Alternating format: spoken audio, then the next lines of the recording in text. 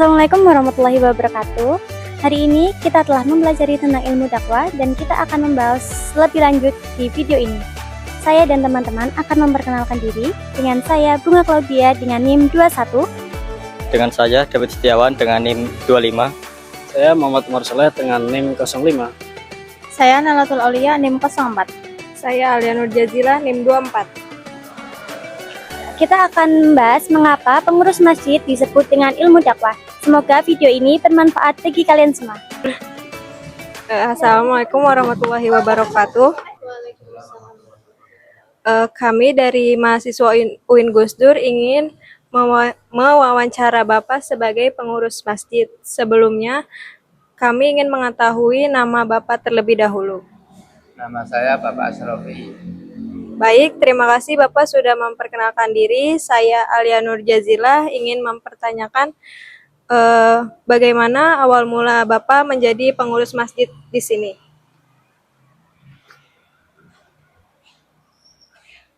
Awal masjid ini berdiri itu karena ada sebagian dari masyarakat yang usul ke kelurahan kepada Pak Lurah pada waktu itu, dan dari kelurahan menyediakan tempat yang sekarang menjadi masjid. Dari Bapak Lurah itu menghubungi seorang agnia yang pada saat itu Bapak Lurah mendengar bahwa ada agnia yang ingin membangun masjid, tapi belum jelas tempatnya. Akhirnya dari pihak kelurahan menyediakan tempat di tempat yang sekarang ini didirikan masjid. Lalu yang kedua, sudah berapa lama Bapak menjadi pengurus masjid di sini? Saya menjadi pengurus masjid kurang lebih 22 tahun.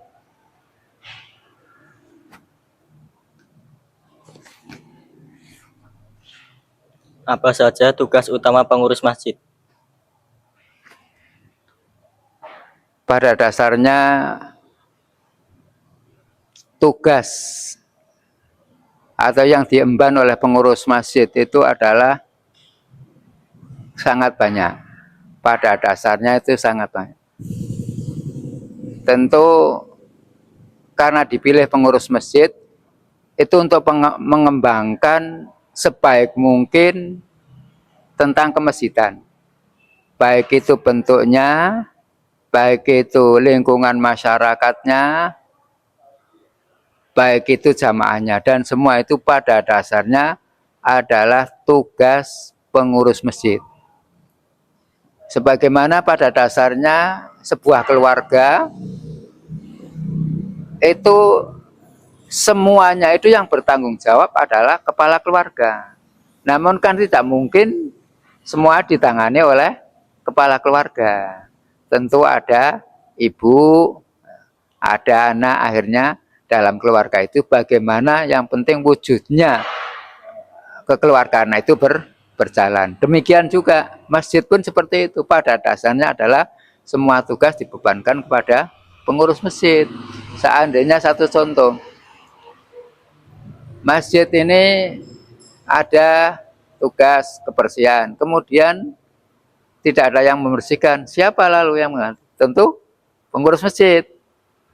Dalam kepengurusan masjid, misalkan pengurus masjid menugaskan seorang untuk muadzin, untuk beradzan, tapi muadzinnya tidak datang, siapa? Tentu pengurus masjid lagi. Imamnya tidak datang, ya tentu pengurus masjid lagi, karena semua itu adalah tugas pengurus.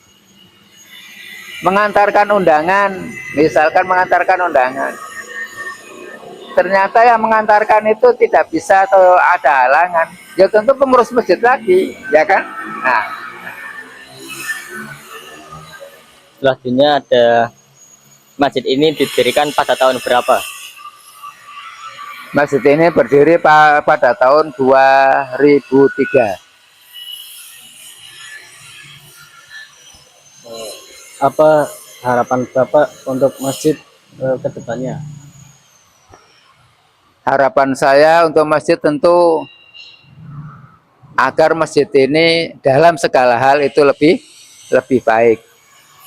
Baik pelayanannya, baik apa istilahnya bangunannya, baik untuk melayani masyarakatnya, dan di antara yang ingin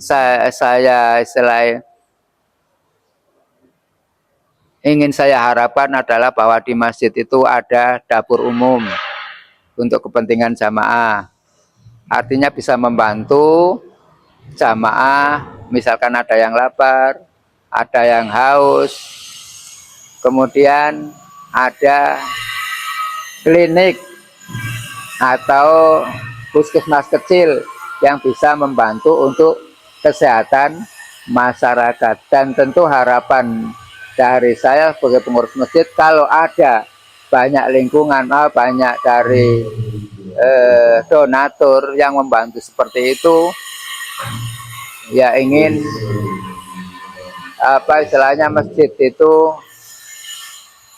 bisa banyak membantu masyarakat, sehingga masyarakat itu dalam hubungannya ke masjid banyak terbantu, baik dari sisi ekonominya atau kesehatannya. Tentu yang diharapkan oleh pengurus masjid semua itu gratis untuk masyarakat.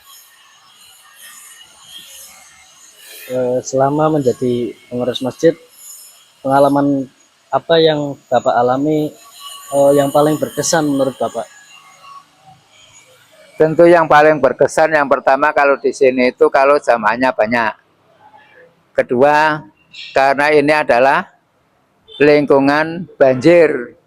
Jadi pengalaman saya kalau banjir ya berarti tidak ada jamaah. Itulah. Baik Bapak, terima kasih atas jawaban yang Bapak berikan. Semoga kedepannya bisa menjalani kepengurusan masjid dengan lancar dan sesuai dengan harapan Bapak.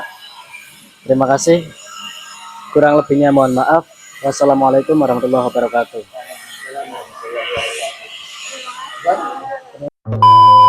Mengapa petugas masjid termasuk dakwah? Berikan argumen kalian.